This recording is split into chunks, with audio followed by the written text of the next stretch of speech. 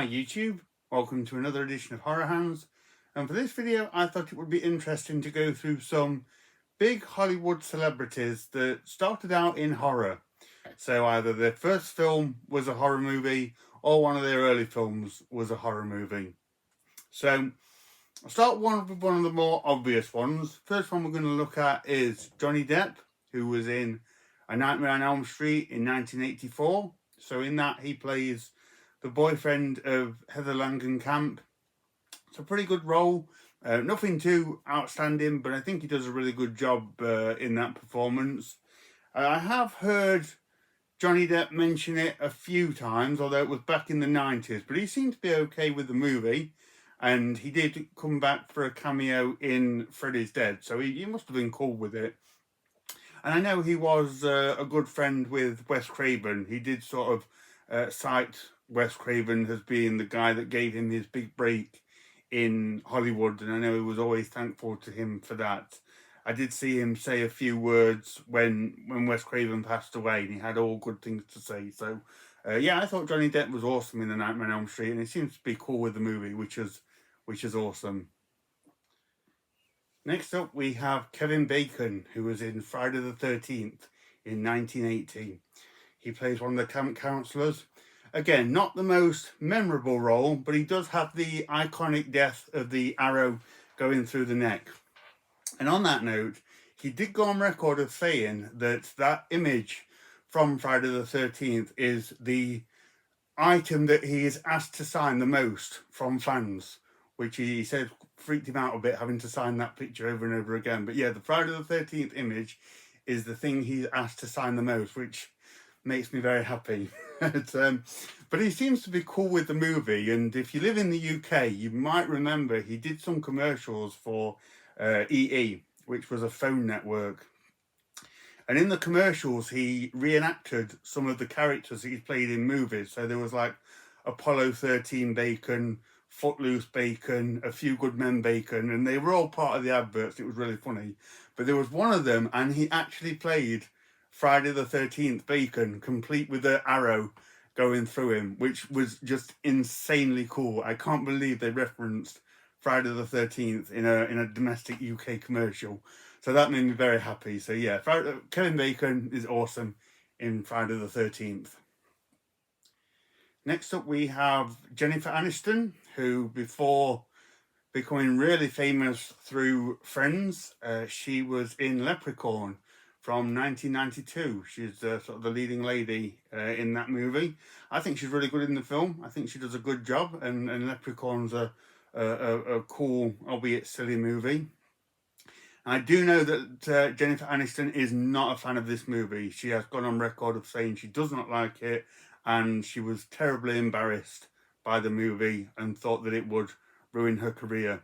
I heard a story a few years ago that she saw it. It was on late night TV, and she saw it on TV and was so mortified by her performance and the movie in general that she couldn't switch it off quick enough. So unfortunately, Jennifer Aniston is not a fan of Leprechaun, which is a shame because it's not that bad and it's a silly movie, but it's okay, and it's clearly not affected her career or that negatively. But yeah, Jennifer Aniston is not a fan of Leprechaun. Next up, we have Leonardo DiCaprio, who is a huge stalwart of Hollywood movies nowadays. He seems to just pick one kind of Hollywood blockbuster after another, working with the top directors and playing really good roles in these mainstream movies. But in the early 90s, you can see him in Critters 3.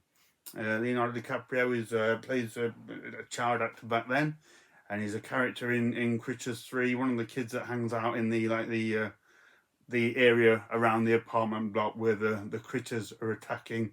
So he's good in it. You can see why he became a big actor. He is pretty good for a kid actor in that movie. Never heard him reference it.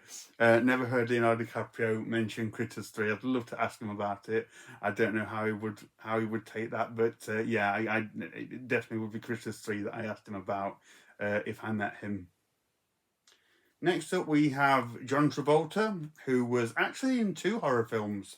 In 1976, he was in Carrey and then he was in The Devil's Reign. So in Carrey, he plays the boyfriend of the main bully girl, Nancy Allen. Again, it's not a memorable performance, but he does a good job in the role, and seems to be cool with the movie. I don't imagine he has a problem with Carrey. It was very well received. Directed by Brian De Palma, which would have been a great experience. So yeah, I've never heard him say anything bad about that movie. The Devil's Reign goes a lot more under the radar, and he only has a very small role at the end, where he plays like an acolyte of this cult that Ernest Borgnine is in charge of. So it's really not a lot to say about it. I don't think he even speaks. He's just like this kind of zombified follower that attacks William Shatner, if I remember right. But I guess it must have been an interesting set to be on. It's I really like the movie, but yeah, it's probably his most obscure role. So yeah, no surprise he's never spoken about that one. But yeah, two interesting movies from him there, from 1976. Okay, next up, one of my favourite examples of these big Hollywood stars starting out in horror, and that is Tom Hanks, the golden boy of Hollywood. Before he made it big, he was in a slasher film from 1980 called He Knows You're Alone. And this is actually a good movie, and he plays a good role in the movie. It's only a smallish role, but he plays a friend of the main girl in the film. And I think his character in the movie, he's like a psychology major or something like that. And he has a part in the film where he's kind of speculating on why the killer is doing what he's doing and what might be motivating him. It's a really good scene, and Tom Hanks does a good job in the role. He's a good actor back then. Never heard him mention this one. I would love to have a conversation with Tom Hanks about this movie. If I met him, it wouldn't be Saving Private Ryan or Toy Story or Big or Philadelphia. It would be He Knows You're Alone that I would ask him about. I don't know how that would go down, but it would be an interesting conversation. Next up, we have Meg Ryan, who was famous in the 90s and the 2000s. Actually did a few films with Tom Hanks as well. And you can catch her in Amityville 3 from 1983. She plays a friend of the family who are occupying the house. And yeah, has a few creepy things happen to her. She does a good job in the movie. Never heard her reference it. But yeah, I was always surprised when I watched it years ago for the first time, and Meg Ryan's name came up in the movie. I didn't know she was in it, but yeah, she is, and she does pretty good in Amityville 3. Next up, we have Demi Moore, who had a few big hits in the 90s, and I believe her first role was actually in the Charles Band movie Parasite from 1982. And she's the leading lady in that movie. Does a good job. Parasite's an okay movie, not one of my favourites, but it's okay. Never heard Demi Moore reference it. I'm actually not all that up on Demi Moore. I've seen very few of her movies, but I can say she was great in Parasite. Whether she would agree is a different matter, but yeah, I thought she was cool in that one. Next up, we have Jim Carrey, who was sort of the man for comedies in the 90s. He's in a string of my favourite comedy movies that came out in that decade. And you can actually see him in a really fun comedy horror from 1985 called Once Bitten. And in that, he plays a guy, he goes out with his buddies, goes to a bar, gets seduced by this woman, but she's a vampire. And in turn, she turns him into a vampire with some scary but funny results.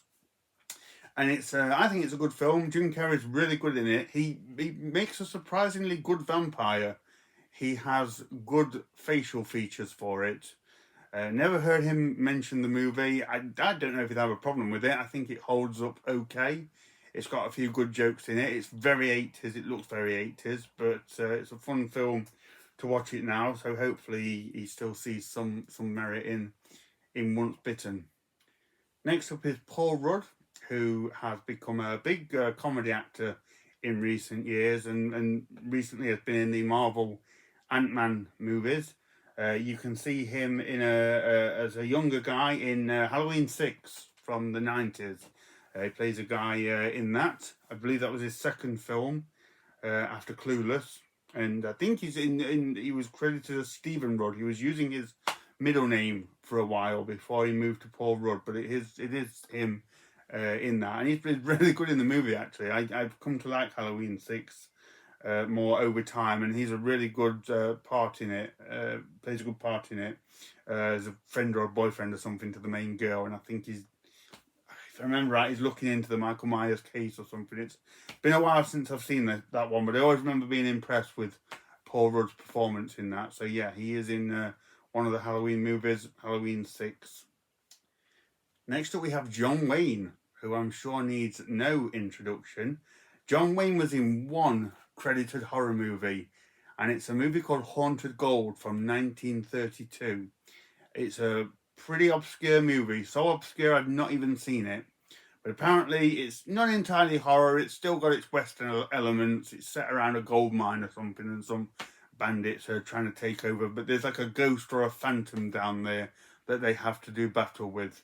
So yeah, that's his only venture into horror. I'd love to see it. It's a movie that I'm always looking out for. So if you've seen that one, if you've seen Haunted Gold, let me know what it's like. But yeah, very early one for John Wayne, 1932.